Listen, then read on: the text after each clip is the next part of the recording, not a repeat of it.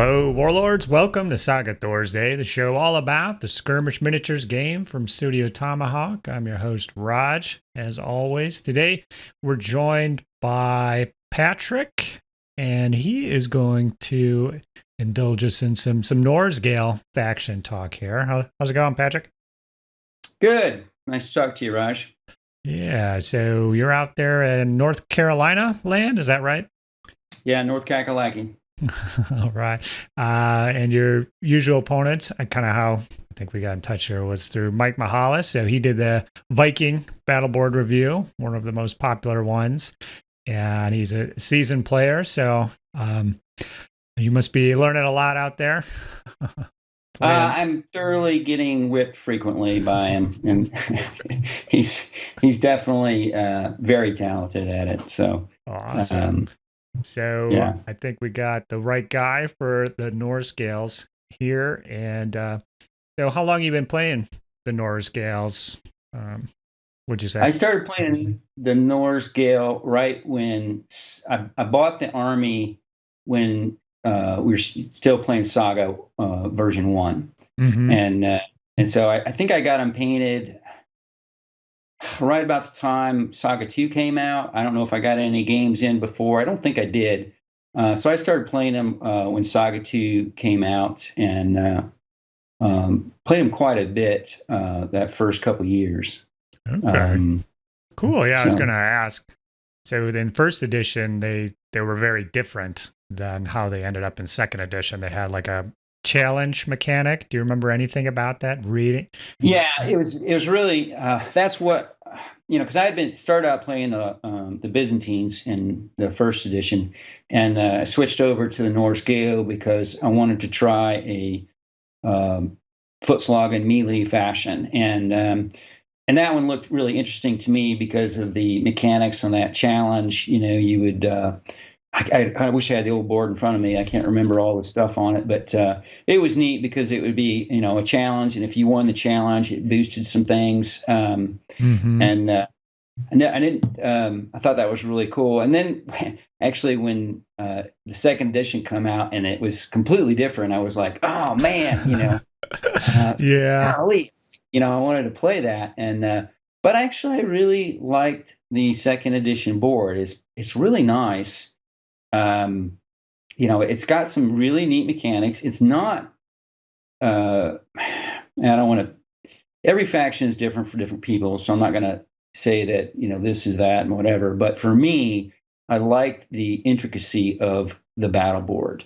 There's a lot of interesting combos that you're going to be using with the board to make it hum. And, that kind of intrigued me. With this faction in the second edition, and it took a while, but once I got it rolling, it's pretty good. Like I just had a game a couple of days ago, and I took 7 Javelin Warriors against 7 Hearthguard, and I killed 6 of them. That's awesome. Yeah, Norse-Gael, that sounds like, something they can do. So they got this kind of combat bonus type mechanic to replace the challenge one. So it's cool that they got something unique and weren't totally kind of stripped down to just a normal board. And I agree, yeah, there's definitely like a combo aspect, and it's very important to do things in order on the board to have the dice that you need to fill the combat bonus later. And so we're going to get into all that. But first up, let's talk a little bit about the equipment options here. So the Warlords and Hearthguards can be equipped with heavy weapons or, just your standard hand weapon shield. How do you like to run your guys? A mix, all one way or the other? I tend to run the Hearthguard with a lot of Dane axes. I usually take 1 unit of Hearthguard with the shields for more of a wall to take hits. And then I usually take the Warlord with the Dane axes because as we talk about abilities, there's definitely some abilities that will buff him up in combat as far as his armor. And so he's got some durability to them. But then you got the +1 with the Dane axes. And the thing with this faction is you're really trying to do more damage and score more points when you go against engagements. And so you're not as concerned about the survivability. You're trying to max out the amount of casualties that you cause. And you're trying to cause more casualties than they cause on you, because it's really hard to prevent that with this faction. Okay. Yeah, that makes sense. For the warriors, you can have javelins or heavy weapons, so no weapon shield option at all. So it sounds like you take some warriors with javelins at least. How do you like to run these guys? I don't. I like to run more javelin units than the Dane X, and I'll tell you that changed when they FAQ'd the Norse ability. Originally, you could play that ability on Dane X warriors, and now, at least if I got that right, I've taped over all my boards, so I can't remember now. But I think they changed that. Now you can only use it on a hero or your Hearthguards. Yes. Back when you could do Norse on your Dane X warriors, I took a lot more Dane X warriors. Yeah, and I think you could even do it on your levies, if I'm not mistaken. There was no you may have been restriction at all. So that is one of the two facts changes with the board, is that ability, which we'll get into later. So okay, how many?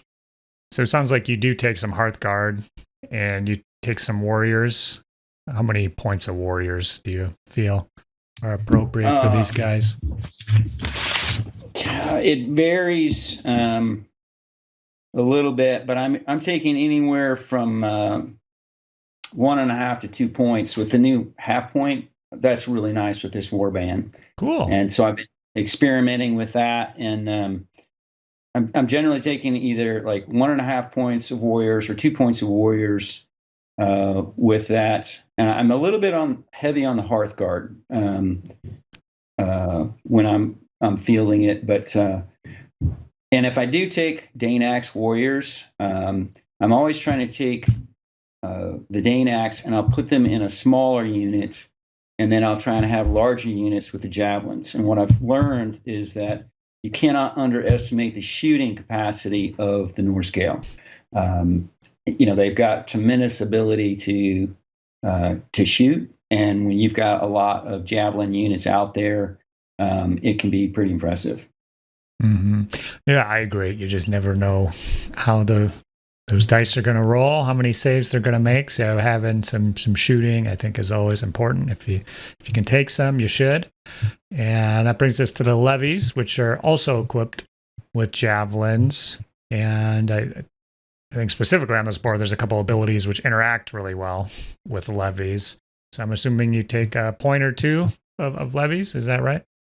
Or yeah, with the Norse-Gael, when I first started playing them, I had 1 unit of levies, and that doesn't really work very well. You got to have 2 units. So I'm using 1.5 points now with the new rule, because that allows me to take some additional warriors. So I'm doing 1.5, and I'm breaking them up. Right now, I'm experimenting a lot with 11 and 7. So I have 1 big shooting unit that can pump out 6 dice, and then I have another unit that can pump out 4 dice and also take fatigues. Mm-hmm. Yeah, that's great. I think this is definitely a warband when I was thinking about the half point option, and you do want 2 units of levies, I think, with the Norse-Gael, but 2 packs of 12. That's a lot. If you can get a few more warriors or Hearthguard or something, that's great. So I was definitely thinking about the 2 smaller units of levies with the half point option. So it sounds like we're on the same page there. So that's cool. All right. Well, let's jump down to the battle board here. And it's up top. It is not your typical. I mean, we have the 3 activations as usual. The combat bonus is slightly different here and kind of interesting. So I'm going to let you speak to that. Okay. The combat bonus it's the mechanics behind the Norse-Gael. And the way that it works is different than most in that you cannot put dice in there during your orders phase. So if you roll dice, you cannot pop them into your combat bonus. You've got to view your combat bonus as two things. You have a loading and then an enhancement. And you're doing that through your abilities. There's 5 abilities on the board that will allow you to put dice into the combat bonus. They're played at various times. There's an activation, there's some orders, there's some melee, but they're complex. And this is where a lot of people get into trouble, as they play them at the wrong times and they don't have dice. But you've got Clench Fists, Spill Blood, Dance of Death, Unbowed, and King of Isles. Those are the 5 that'll add combat bonus dice into your combat bonus. Mm-hmm. And then you've got 3 that modify the combat bonus to enhance it or augment it. And that's Howling Axes, Norse, which are 2 melee abilities. And then you have Gaels, which is a shooting ability. Mm-hmm. And you can really, this is the thing, is like you can run a lot of dice through that combat bonus. I think for me, the most I've ran through in a single turn is 15 dice. Yeah, so there's like an order of things. If you do it the right way, the dice will flow. If you pop one in the wrong order, you're, dang it, why did I do that? Yeah. Now I can't do this. Now, no. Man, this is bad. So, but yeah, I mean, you can really load that up with those abilities, and that just enhances your combat. The Norse-Gael is a faction that can generate a lot of combat dice with that mechanics. Mm-hmm. And so you should point out it's melee or shooting, and it's only attack die. You cannot get any defense dice, unfortunately, which I think is something in Norse-Gaels. The first couple times you play, you want to get some defensive dice up, but someone will point out, it's attack only, and you're like, oh. Yeah, I went to pull out some dice out of the combat bonus for defense dice, and I'm like, oh, wait, I can't do that, you know? Mm-hmm. It's there are some defensive abilities, but it takes a lot of planning in order to implement them. Mm-hmm. So, yeah. So it all kind of revolves around this combat bonus and kind of how you fill it up, how you empty it out. And let's jump down then to the first ability here, Spill Blood. This is common dice for melee or shooting. After the shooting attack or melee has been resolved, roll as many as your available Saga dice as there were models removed as casualties, your own and the enemy, and then you place all the dice rolled into the combat bonus. So, basically, if I'm going to translate that for somebody new coming in, everybody that dies, you get to roll one of your Saga dice and load it up in the combat bonus. Is that summarized correctly? Yep. Yeah, that's it. And one thing I'll just reiterate and piggyback on what you just said. You don't get to use those dice during that. You can't use those dice during that engagement.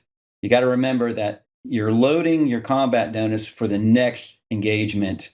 The other thing I'll say is I will load this ability up when I'm going in with either warrior Dane axes or javelin warriors or levy into melee, because that's when you're going to get the most casualties. Because even if you get, the opponent has more casualties than you, you're combining both. And so, I mean, there's times where you might have, 7, 8, 9 casualties out of a melee engagement, and you won't even have enough Saga dice to put them in the combat bonus with all the casualties. And it's really good to do that, especially like if you've emptied your board and you're going to need, a lot of times your combat bonus is your defense. You use it as a deterrent. if you've got 7 dice sitting in the combat bonus for your opponent's turn, they're going to think twice about attacking you. Mm-hmm. Yeah, so you kind of referenced kind of the extra cerebral layer of the Norse-Gaels. Kind of when I think about it is, so if you generate 7 Saga dice and your first attack goes in, you only have 1 available Saga dice to gain. It's like you're almost like trading 1 common for a combat bonus. Obviously, that's not a good play. So you kind of need to do a couple different activations first, use some abilities to clear out your board. And, when you have 2 or 3 dice on your board, then that's the time to spill blood and hopefully, knock yourself back up to, full 5 combat, but, get all your dice back on the board then. So like, I don't know, can you speak to that at all? Like, are there how many dice do you want available for spilling blood here? I usually like to see 5 or more. Okay. And like what you said, I'm just going to piggyback on that for like anybody who's getting into this. You want to play spill blood near the end of your turn. Oh, yeah. Yeah. Mm-hmm. The other option is if you save it for, like if your opponent's going to be attacking. Let's say you've got an exposed levy unit or something that you know is going to take a hard hit on your opponent's next turn. You can do that and preload your combat bonus. But generally, I find it better at the end of your turn. Mm-hmm. To load it up going into the other guy's turn with a couple abilities. And yeah, that makes sense because, I mean, on your turn, you're rolling Saga die, your board, you want most everything assigned. So you're going to have to burn some of it anyways before you can really utilize this. So that makes sense. But, of course, turns 3 and 4 and 5, you don't have a lot of troops left. Yeah, maybe you can start the turn by spilling some blood. Right, yeah, exactly. Yeah. No. So, okay, that sounds good. So hopefully what we've said about the combat bonus and this ability makes sense. So you're going to get a bucket more of attack dice and in later activations, but we'll see some of these abilities make it an even better deal for that combat bonus.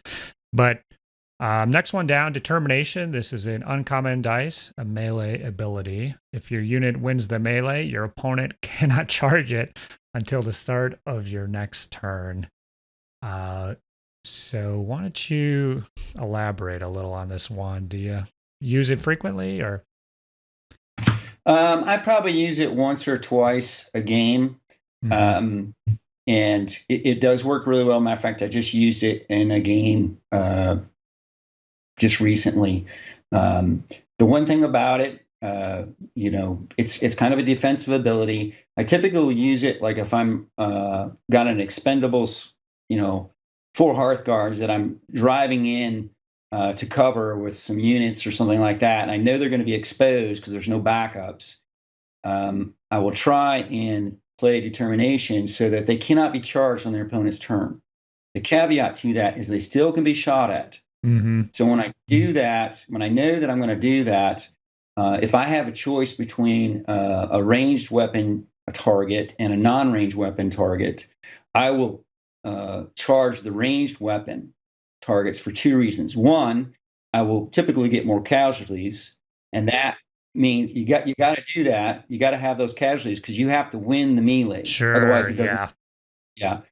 Second, if I take out enough of the ranged units, then I might survive the shooting that's going to happen on their turn. Mm-hmm. But that's the thing about it. It's great because it's very effective. But the flip side of it is that, if you're going up against a faction that's got a lot of shooting abilities, you're going to get out there and you're like, oh, great, you can't charge me. And then you're like, wait a minute, I'm just a pincushion here. I'm getting shot to death. Yeah. So the effectiveness, will really depend on your opponent. But I guess my thoughts here are if you are going up against an opponent that has no shooting, which, maybe 1 out of 3 Saga games, or they just have a single shooting unit and you can smash them up. This becomes like really, really quite powerful, and it's going to make your opponent, cry a little bit. So if I was going up against a non-shooting faction that had nothing, I would even almost change my Hearthguard build to maybe even 6 or 8. I'm not sure how you run them. I guess talking with Monty and we always kind of ran them as 4 packs. Not sure if you do the same, but you can really soup those guys up to a killer combat and then pop this, and they're kind of invulnerable until your next turn when you set up another killer combat with that 6 or 8 pack. So you could really kind of change your tactics, depending what you're going up against. And then I guess my other thoughts here are great for those objective missions. When you reach out, grab the baggage, you're safe for a turn, because generally they gotta, if they want it, they can't shoot all of you typically, so they'll have to come into melee and take it. So this will kind of buy you some time. So one other thing that I do with this is I like to try, when I'm using it, if I do have to go against a shooting warband, the other factor will come into play is I'll try and select a target that might be in cover. So once I go in and win the combat, and if they try and shoot me, they're going to have a rougher time because I'll be in cover. So that's another little tidbit if you're going against a shooting warband. I agree with everything you said about the melee factions. This is great, especially I run my Hearthguards. I don't have a fixed way. I do a lot of 4 packs, but I also do splits. And sometimes I've run real heavy with the Hearthguard, and I've done like a 5 and a 7 pack. Oh, okay. And when you feel like it's a good time and you send that 7 pack unit out, you're going to be playing that. You're going to be playing determination on that almost every time you go into melee. Because that's the only thing that's going to keep them alive on the other opponent's. Yes, with that, if you're running the Dane Axis, especially the lower armor, you got to be able to dictate when your big Hearthguard pack is fighting. So this really helps that out. It's just a really, really solid ability and something to be aware of when you're fighting the Norse-Gaels for sure. All right. Below that, we have Howling Axes. This is 2 commons. It's a melee. You gain 3 attack dice, and during this melee, you gain 1 attack die each time you trigger your combat bonus. And so this would be in addition to your combat bonus. So your combat bonus will give you 1 or possibly 2 if you use a rare attacks. And so you're kind of getting a little cashback reward for your Saga ability. A little pricier at 2 common dice, but we're trying to get rid of dice anyways for spill blood later, so not too big. And when we're looking at abilities here, is this a mainstay, or does the 2 dice cost too much for you, or how do you use it? Good questions. It depends. Sure. What I've found is if I am targeting, if the unit I'm targeting has armor that's less than 4, Howling Axes is your go-to, because you can max out your gained dice. You've got your combat pool. Let's say you're going with 8 warriors, so that's 8 for your combat pool. You can easily, with Howling Axes, get 8 more dice and go in with 16 dice. That's how I took out those. When I took out those Hearthguard with 7 Javelin warriors, I played Howling Axes, and I went in, I think 1 dice shy of my max, and because they're Javelin, when you charge, you get a +1, just like the Dane Axes, and so I had a massive amount of hits, and they didn't cancel nearly enough, and I killed 6 out of the 7 Hearthguard in that unit. So you can generate a tremendous lot of dice. Now, the flip side is if you're going against a unit with armor that's 4, 5, and 6, if you're attacking with your Hearthguard or your Warlord, your better option is Norse and the auto hits. Because with armor of 5 and higher, for sure, you're going to have to take 3 dice out of the combat pool in order to get a hit. Whereas if you pull 1 out and you get an auto hit, it's way cheaper.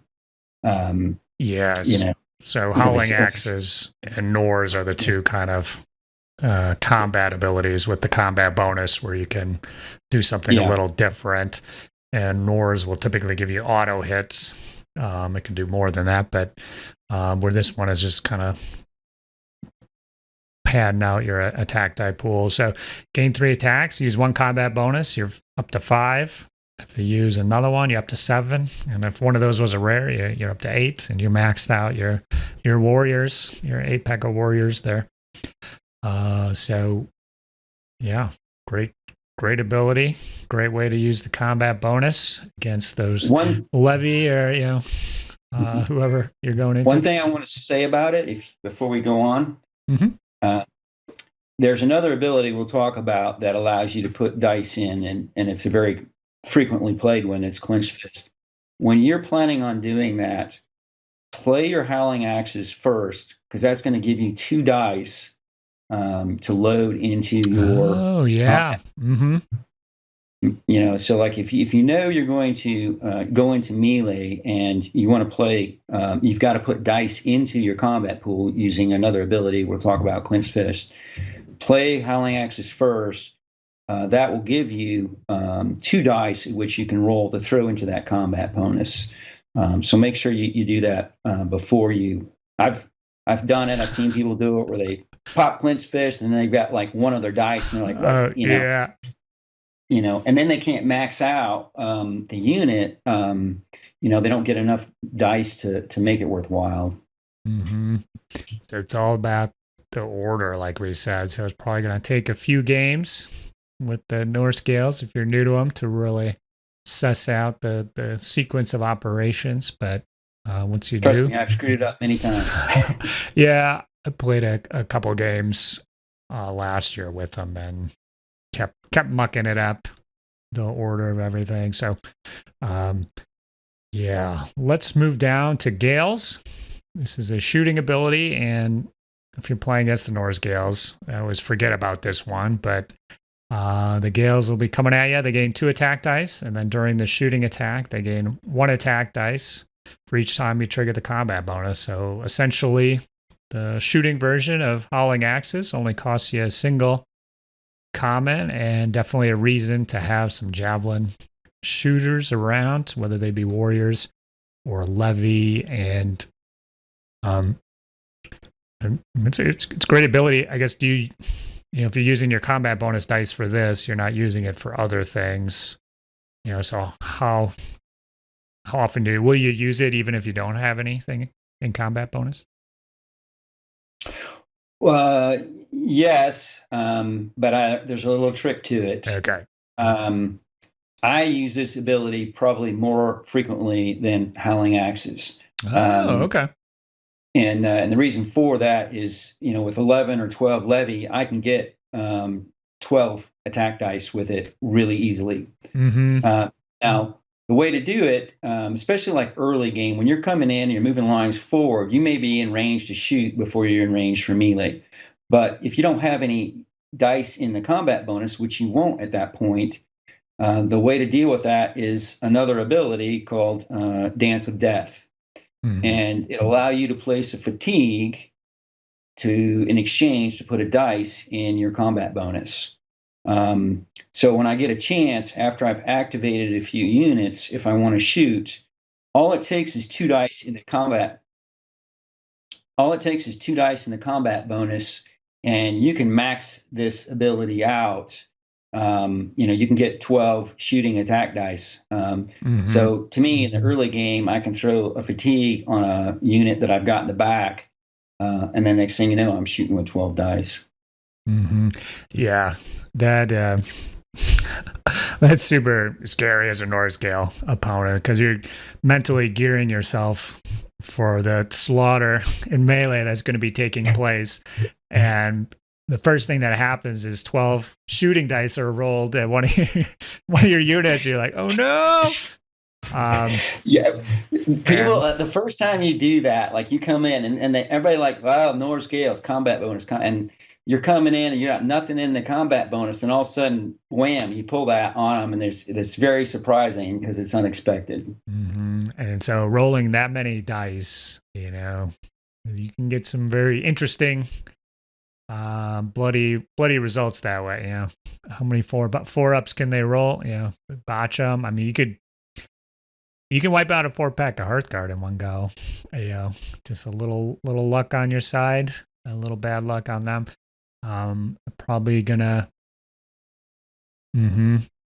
definitely enough to, I don't know, even panic them and redirect them into your levies or your javelin warriors, to make sure it doesn't happen again. So, definitely nice to have a shooting threat like this in your back pocket.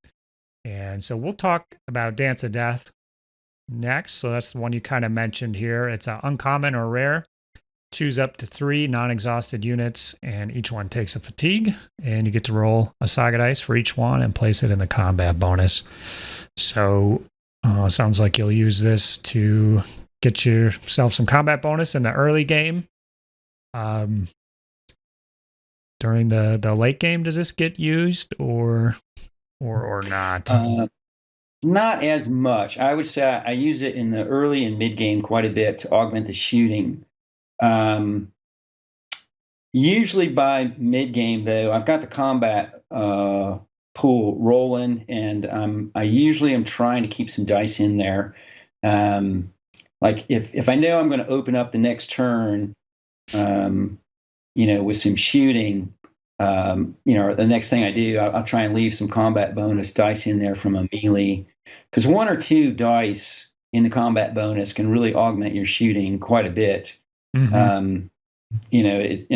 Because I'm usually running like 11 levy or 9 or 7, javelin warriors, and so with 1 dice in the combat bonus with 7 warriors, and I can max out their shooting with Gales, so I'd only have to add 1 fatigue. But you got to be careful. The late game, there's a lot of fatigue floating around, and the one thing about the Norse-Gael is that mechanic, it's very dice hungry in a lot of ways. Even though you're cycling dice through there, you got to remember you got a loading phase and a utilizing, and so you got to be careful about your dice. And if you get a bunch of fatigues, you're going to be trying to rest units, and all of a sudden, I got to rest that unit. Wow, I can't really put any more fatigues on there because I won't have enough to activate them or to play the ability. Mm-hmm. So yes, generally it's early game, mid game, and then late game only situationally. Mm-hmm. That makes sense. So in my few games I played, I always kind of used it one time too many, probably, and then you've got exhausted units. I don't have dice to be resting units solely to use this ability. So I agree, you kind of got to be careful. There isn't really any way to get fatigue off your guys, I don't believe, other than good old-fashioned resting. Is that right? Yeah, resting, and then I recommend using unbowed a lot, especially late game. It's very tempting. People will typically like to spend your fatigue to manipulate armor, and when they do, you can load the combat bonus with it. So okay. It's a just because people like to spend fatigue to enhance it, it can quickly come back and backfire on them, because all of a sudden you've got a bunch of dice in your combat bonus, and they're like, wait a minute here. But it's a good way. Sure. It's a good way of getting rid of those fatigues. Sure. Let's jump down to unbowed then. You can use any dice here. It's an orders ability until the end of the term. Each time your opponent uses a fatigue from one of your units, roll a Saga dice, place it in the combat bonus.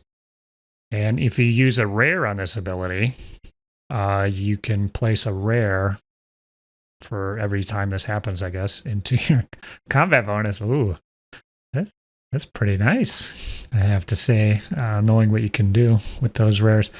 That's really cool. So towards the late game, this is going to be more useful than Dance of Death.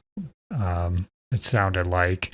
I guess we haven't really seen anything calling for a rare quite yet. The next few abilities will. Do you end up putting a rare in here if you can, or yes. low priority? Oh, okay. So like high priority rare? Right. It's high priority rare. There's 2 abilities that you want to put rares in, and that's it. The rest of them is not important unless you have to. And this is one. If I've got a situation where I've got a rare, this is my second priority. So this will be the like if I roll rares, if I got my other ability loaded with a rare, then this becomes a second priority, and I'll throw it in here. Because what this will do is when you've got the rare, you can be loading your combat pool with rare dice, which is incredibly beneficial when we get to another ability. You really want those rare dice loaded in there. And then I will save those rare dice in the combat pool to use Norse. Okay, yeah. Yep. That's kind of what I was thinking there when talking about it. So awesome. Well, there's another little fatigue trick here. We kind of jumped over. That's expendable. So this one has been fact. I'm not sure what the difference is, but it's common dice, orders, or orders reaction till the end of the turn. When a Norse-Gael unit other than Levees should suffer a fatigue, it can force a non-exhausted unit of friendly slaves within short to take the fatigue instead.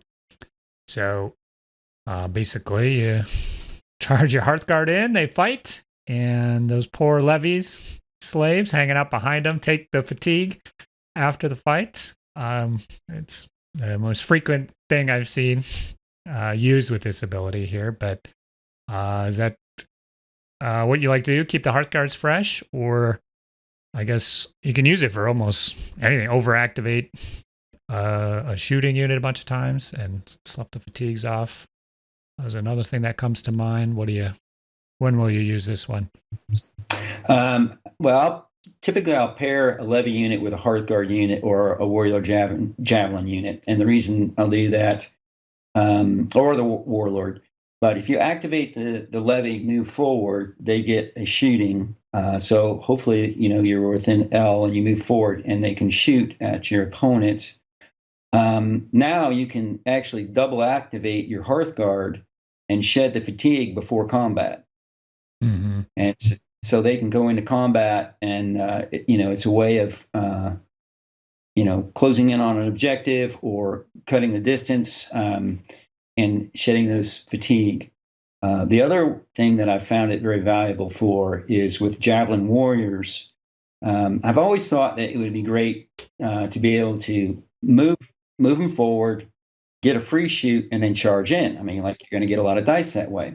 But then they're always going in with that fatigue. But if you use expendables, you shed that fatigue, and then now those guys are coming in fatigue free, and you combine that with Howling Axes or Gales, and you can generate a lot of attack dice with those Javelin Levees, and they're coming in fatigue free. And if they survive, Levees can take the fatigue from that, and now they're good to go for another round, or they're more durable on your opponent's turn. Mm-hmm.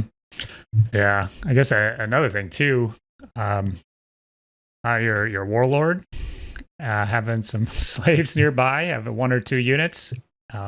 He could be nigh on it, invulnerable. If everybody's fresh, don't even try the assassination. So you're typically using this as orders. The nice thing about this one, Expendables, is it's also an orders reaction. Yeah. So when do you save it for Well, a reaction? I save it like if I'm going to go in with the warlord, all right, and I want to get a couple of combats out of him, or if I know that he's going to be out there and he's probably going to be counter attacked, counter strike on him. You can play it as an order reaction on your opponent's turn, and the way that it reads, is whenever they in a fatigue, he suffers a fatigue. Mm-hmm. Well, if your opponent attacks and they, say they push two hits through on your warlord, you can just slide them over to the levy, and he's combined that with resilience 1, and he's really going to be tough to kill. Yeah. So another reason you don't want to go overboard with Dance of Death, because you need to save a couple of them to be expendable later on.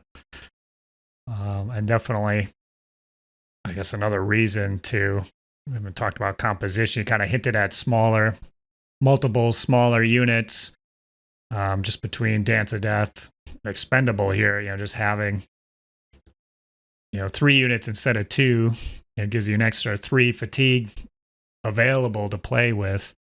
Kind of seems like it pushes you towards that direction of play. Yeah, I think you're correct in the Norse-Gael having more smaller units gives you better late game options. Mm-hmm. Okay. Well, let's pop up to Clench Fists here. It's an uncommon or rare, and this one, there's no tricks or any trade-offs here. You just take 3 available Saga dice in a melee, roll them, and place them on your combat bonus. And you can use 4 dice if you put a rare on Clench Fist. So just a really easy way to pump up your combat bonus without having to think too hard about it. And you can save it. So like you said, pop Howling Axes first, which will burn 2 dice. And then as long as you have at least 1 dice laying around from before, you'll be able to use Clench Fists.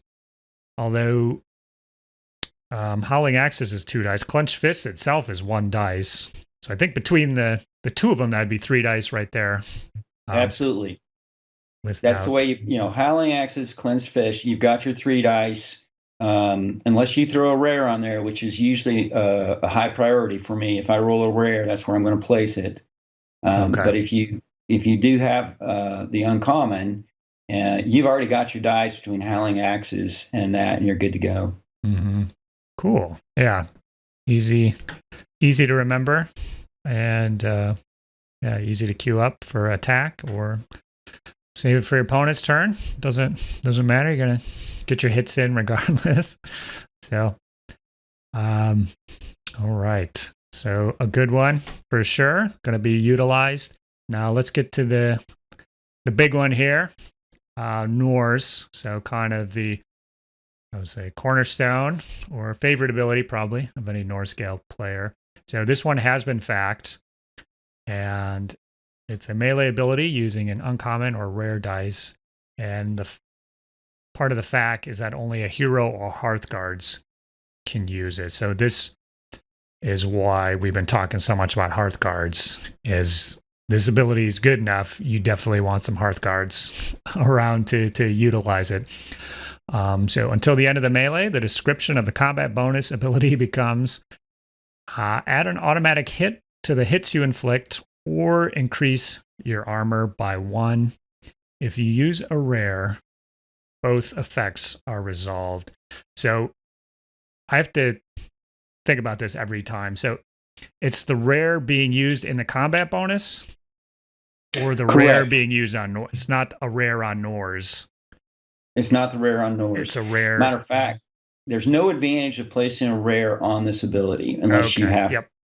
So you can kind of, if you're just reading it, you're not quite sure. So it's a rare in the combat bonus. So there's no rare benefit to putting it here. So just remember that, folks. You want that rare in the combat bonus. I made that mistake when I first started playing them. I kept trying to throw a rare in there, thinking that you would get to do both, and then eventually I realized I was playing it incorrectly. And it's like the combat bonus, the triggering of the combat bonus, whether if it's a rare in the combat bonus, that triggers both effects. Mm-hmm. You've got to, if you're doing a common or an uncommon, if you're triggering their combat bonus with either of those dice, then you can do either or.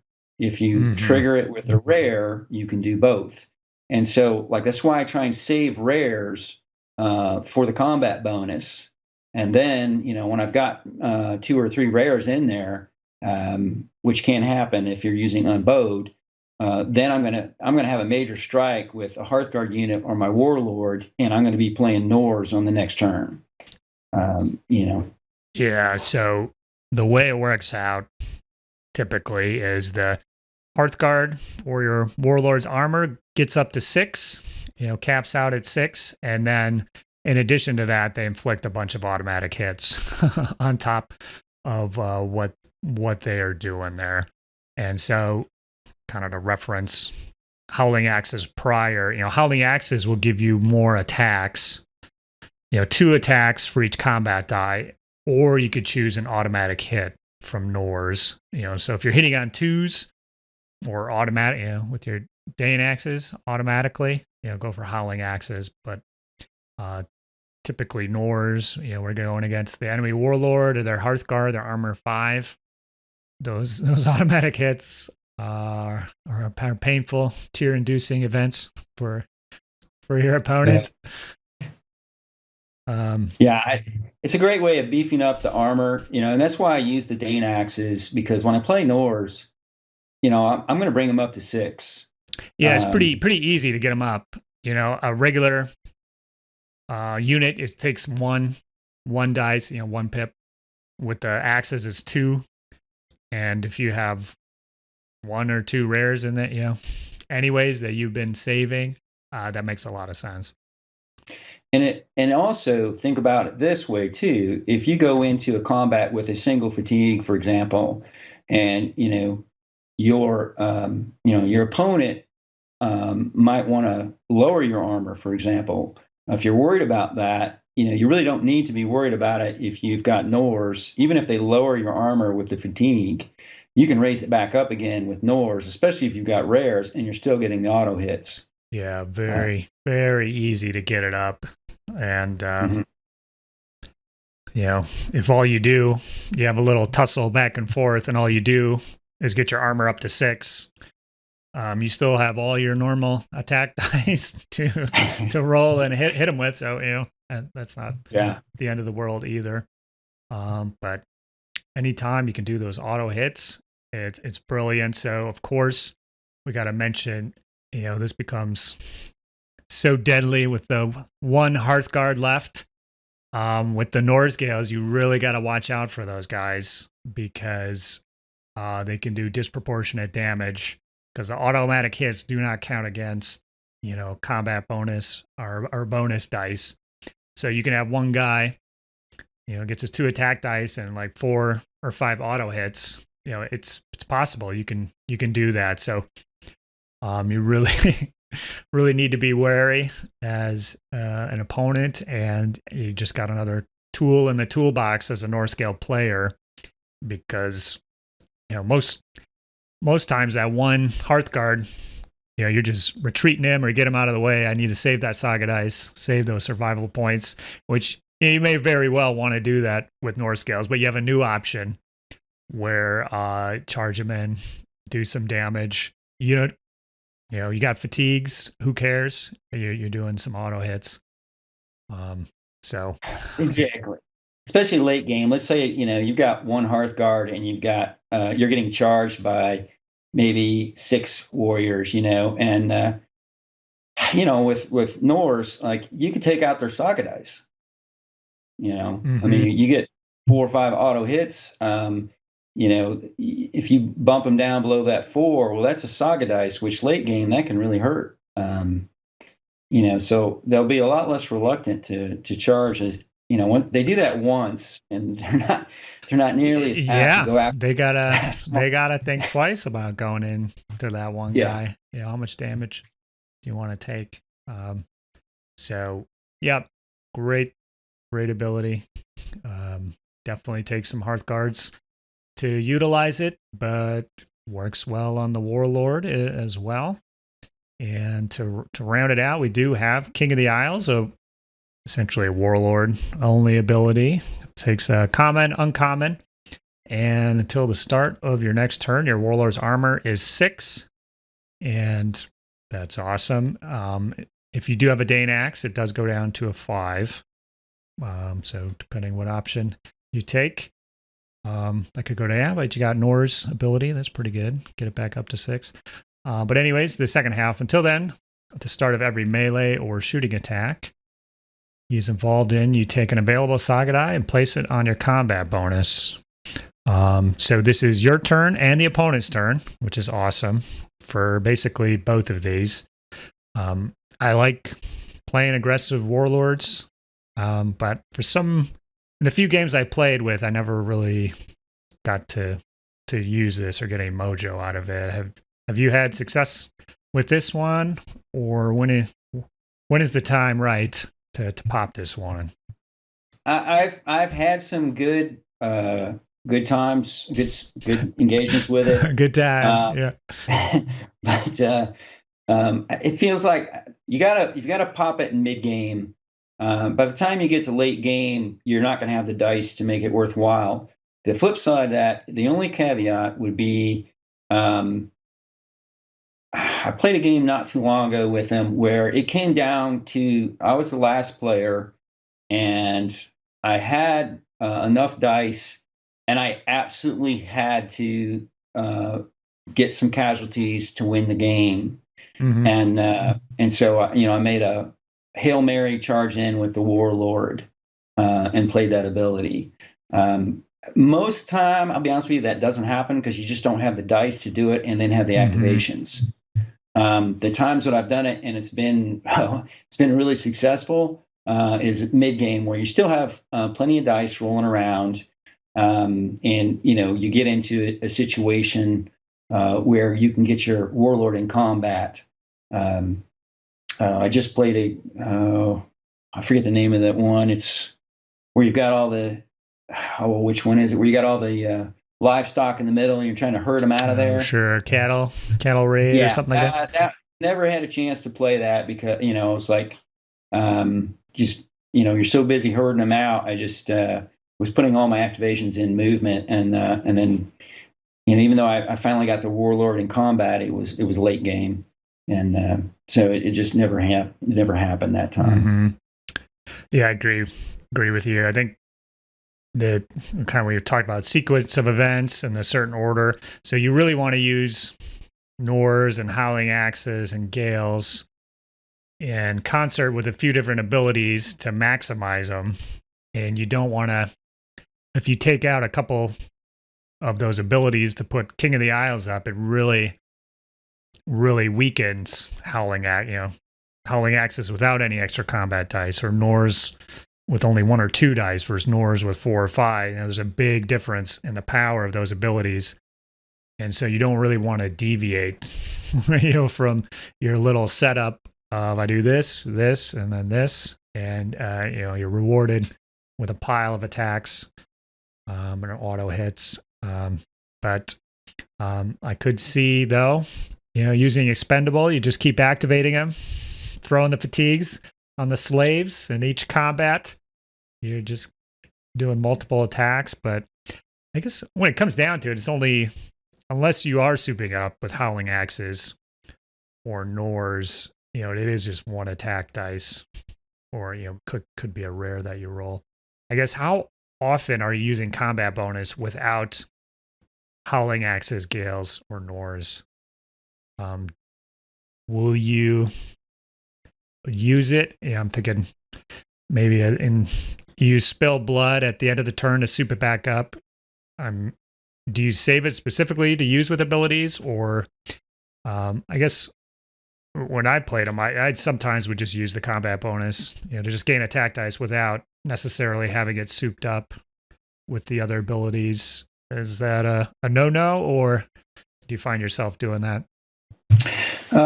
Yes, I do that quite a bit. Okay. And couldn't tell you exactly, but I'd say 25 to 50% of the time, I'm pulling a couple dice out of the combat bonus. Just because there's like a flow, and it's going to be topped up if you do things right anyway. So as we've been talking here, you don't just save them for those abilities, but Spill Blood's coming, so you might as well use them at this point. Or Clench Fists is coming up. I'm gonna pop it now in this combat because I know that one's a lock, and this one could just use a little help or something. The other thing about it is, like, if you throw Clench Fist in, and you play Howling Axes, unless you've got a big unit that's got a large starting combat pool, you may not be using all 4 of those dice. Yeah, you'll max it out. Yeah. So you've got a couple left over, and then I might save at the end of the turn, save a couple of dice for the opponent's turn. And if I don't use them on the opponent's turn, well, then I can open up with some shooting with Gaels, because I've already got some dice in there. And so, because I like to try and come in and charge in with a unit of javelin, either levy or warriors, and then come in with a melee. So if I've got a dice in the combat bonus, and I go in, shoot with the levy unit or the javelin unit, excuse me, and play Gaels, I could max out a warrior unit, or get close to doing that, and really weaken that target before I come in with a melee unit and play Clench Fist, reload it, and then play other abilities too. And then that's another thing, like I'm saying, like once you get that thing rolling, you're not going to use Dance with Death in the mid or late game, because you're going to try and keep a dice in there when you're going to use it. So I'm always trying to leave one in, maybe if I do have a rare, and I leave it in there for the start of my next turn, well, that rare, I'm going to get 3 shooting dice, plus 2 more from Gale. That's 5. Well, that's over my limit, right there. So just leaving 1 or 2 in there isn't a bad thing, and you can play it with the other abilities, or there's times where I've used it, I think I just used it recently with some levies that were getting charged. They only were generating, I think, 3 dice at the time, and so I had the dice in the combat pool. I just popped 3 and maxed them out, and then I got a few hits, and then ended up getting a casualty or 2. I can't remember the exact details. Catch folks out. So yeah, that's cool. So there's definitely a flow in and out of the bonus, and it's going to take some practice to learn when to leave them in, when you've got some coming, and how to manage that. So yeah, it's very cool. It's very rewarding, I think, playing this board and having everything work out pretty good. Although I should say I've seen multiple times, both as the Norse-Gael player and playing against the Norse-Gael, where Spill Blood seems to mean everybody jacks up their defense saves like crazy, and nobody. I've seen that multiple times. We're rolling 20 attack dice and one guy dies or something. It should be a slaughter. I don't know if that's happened to you. It seems once a game or something that happens where the Spill Blood. I'm counting on Spill Blood to juice me out for Gaels here, and nothing happens, and makes me sad. But all right, cool. Well, let's. I think we got a little time. Talk a little bit about mercs. Do you have any favorite mercenaries here you like to run with these guys? Yes. My favorite is how do you say it? I think the Galgadel. Galgadel. So yeah, I should say there are definitely some synergies with these abilities here available to mercenaries. So for Dance of Death, you could fatigue your own unit. So they're eligible there. Expendable, you can send in your mercenary unit and shunt the fatigue over to Norse. I don't. Can you do that? It's a Norse-Gael unit other than levies. Maybe you can't do that with mercenaries. That one's open for debate. So maybe not with that one. But Unbowed would work with the mercenaries. These are all kind of, I don't know, tangential powers, where they're not hindering your battle plan necessarily by taking them the way that you do with some boards. But the Golgadal, I think those are the guys that just keep going until they're exhausted. Is that? Yeah. I find that they work really well with them because when you're charging with them, they hit like a Hearthguard unit. They also have 8 figures in them, so you're going to get 2-3 engagements out of them. So the other thing I like about them is just from working with some of the orders abilities here, is the fact that it frees up some dice to put in Howling Axes. Sure, yeah, just from an efficiency activation standpoint. Yeah, I mean, you can activate that unit 2 or 3 times probably. And it's just that efficiency of being able to, I can load up Howling Axes, I can play these guys without taking away dice from the warriors or the Hearthguard units that I'm going to be using Howling Axes on. So there's just an efficiency of Saga dice, since they can activate. The only caveat is they got to be the first to activate, and as soon as you activate another unit, you can't activate them. So usually I'm kind of advancing the line. I've got these guys in the back, and I'll advance the line, and then the next turn I move them forward. And then once I get them in striking range, I'll bust them out, and you can get a couple of advances out of them. And I enjoy playing them that way because it gives you another unit that has hard-hitting melee capabilities, but it doesn't take away your Saga dice to run the mechanics of the combat bonus. Yeah, that's a great point. So we kind of talked about having multiple smaller units, but you have to activate all of them the old-fashioned way with a wheelbay determination or a dice, and you need a certain number of dice to pull off your kind of combos here. So, like, you can't spend all your dice on activations and have one melee ability go up. It's not gonna, it's Howling Axes with 3 attack. That's all you're gonna get. You need the other dice, so it can limit your activations, and you just have a ton of units to move up. So, okay. Any other ones you like? I've been playing around with them, but I've had some good and some. Is the Gunner and Nigel, or Null? Gunner and Null. I think that I've learned about them is that like Null has another we obey. Oh, and nice. That has really helped with the efficiency of the Norse-Gael, allowing you to throw dice into abilities to load the combat bonus and then augment the combat bonus. Because now with the Warlord and them, you've got 2 we obeys, and so you kind of divide your army into 2 striking units, one controlled by your Warlord, one controlled by Null. And then Gunner is obviously pretty hard hitting. He's with javelins he can shoot at 4, and then he's got a attack ability with 6 melee dice. And if he's charging and they don't close ranks with javelin, where you're getting a +1. You can't use Howling Axes, Norse, Clench Fists on him.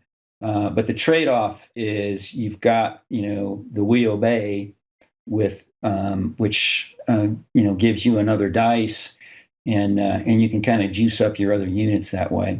I haven't worked it out perfect yet. I'm not sure about the lineup, but I've had some some times where it's been extremely advantageous, and then I've had some times where I've gotten them killed pretty quick. So.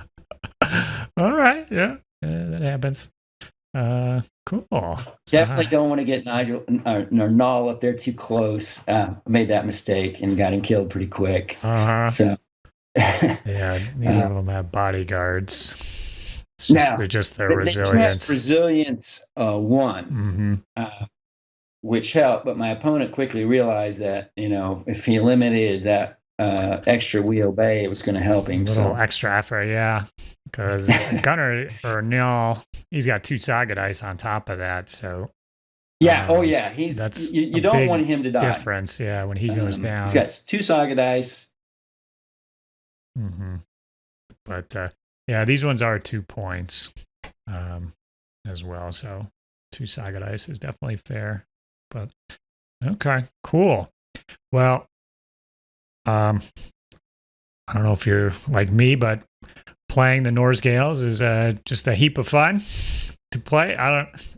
What's your favorite board to play? Is it Norse-Gaels, or I guess I don't really get into your background too much about the factions you play. I play a lot of different factions. I think probably the one I most enjoy is the Carolingians. Okay. But the Norse-Gael has got to be my second most favorite. Like they are a lot of fun, and I play factions in the Viking Age, the Crusader Age, and I'm starting to build some armies for Hannibal. But even all the Crusader Age, I really enjoy the Norse-Gael quite a bit. They are just a lot of fun to play. Once you figure out that mechanic and you start getting that thing to hum, they're a lot of fun, and you can, and especially don't forget the shooting. I've taken, where I've had all javelin warriors and levy, and you can be amazed at the shooting they can put out. Probably not the best lineup, but it can be a lot of fun. And also, like, there's certain times where I want to use a lot of shooting, and that can be an advantage to have all that extra shooting. Yeah, it lets you kind of change tactics mid-game if you want, really throw them off. They're expecting another, they queued up melee abilities, just waiting for you, They might have done a complete null turn where they didn't activate, they just rested, queued up melee abilities, and you're like, well, I'm not gonna I'm not gonna charge into that. Even with my ability, I'm gonna shoot the heck out of you right now. That's one thing we didn't talk about. So the weakness of the Norse-Gaels seems to be getting shot at because there's no defense against that. We talked the combat bonus doesn't help. Determination, that ability won't save you. If you're going up against a heavy shooting faction, is there anything you do differently against them? Just maybe more aggressive even, or? Well, what I will tend to do is 4 packs of Hearthguard, double activating them, slamming them into the shooting units. But then also, I fight fire with fire. I will go heavy in the shooting. Sure, yeah. Typically, bow units, armor 3, so they are vulnerable. They're vulnerable to the shooting, and so I'll counter it with lots of shooting. And it'll come down to your ability to place terrain and organize. Yeah. I won a game against a Norman, and then I lost it in the last turn. I had it won just because I had a really bad dice roll. But, the Normans, you've got to take out those shooters before you can do anything. And so I had maneuvered in there, got in with a unit of 4 pack of Hearthguard, annihilated their bow unit, and actually was in the lead and coming into the last turn. And they made a desperate charge against the levy, and I completely whiffed, and they wiped out. I'm like, you got to be kidding me! And then that opened up line of sight for them to shoot at my Hearthguard unit, and again, I whiffed at the roll, and I was like, "You got to be kidding me!" Wow, well fought. You did everything you could. Sometimes the Saga dice abandon you at key points. But overall, looks pretty good. It doesn't look like you do want some uncommons for Norse and Clench Fists, but otherwise, it looks like if you go the whole game without rolling a rare, it's okay. You're not gonna crawl into a corner and cry like some factions. But just a lot of dice, mix of commons, uncommons. You'll be happy. Is that about right? Yeah. I think they did a really good job on this board. And first I'll say this is one board where I play every ability. Sure. Yeah, that's great. They've got it nailed as far as, what dice to put in the abilities. Occasionally, because you got to have a lot of levies. You may come a turn where you roll all uncommons, and then you're having trouble activating your levy. That's why I like try and hang on to that warlord until the very end of the game. So you've got that we obey. That can be your only nemesis is activating the levies, because you're going to run at least 2 units. Sure, and you need them to keep up to the other units, and you're going to be charging with those. Sometimes you need to move them ahead before then charge in. So they're within short. So, yeah, good points. It'll always come down to the Heaven dice for activations, but yeah.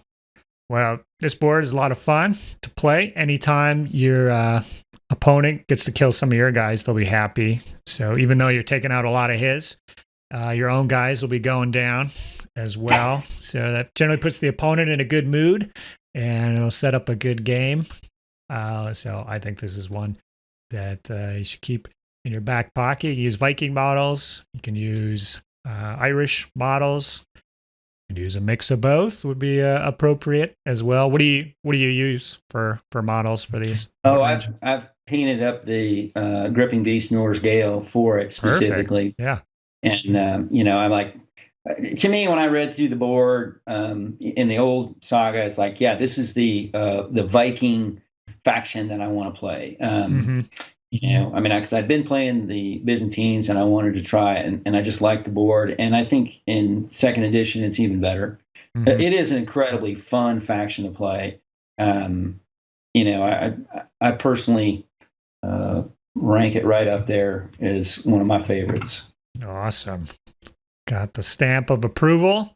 Sounds good to me. And I think with that, we're going to call it here. So thank you again for coming on, Patrick. Are you on the Discord at all, perchance?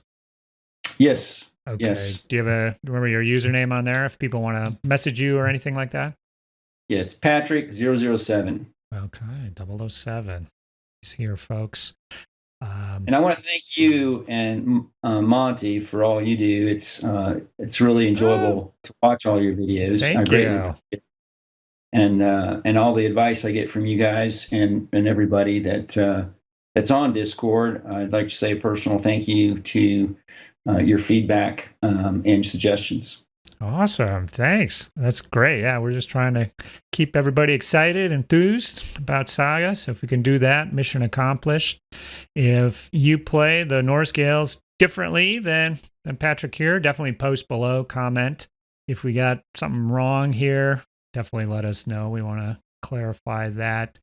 If you have any other tactics or strategies you like to use, post that as well. Otherwise, subscribe and all that. Check out the Patreon if you want to keep these videos going. But we'll catch you next time, Patrick.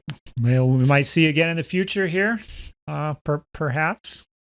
But otherwise, that's it for now. I'll talk to you later. Bye. Saga! If you'd like to see more Saga content, consider joining the Heathen Army over on Patreon or popping on down to the Saga Thursday Discord server. Links below. Thanks, guys.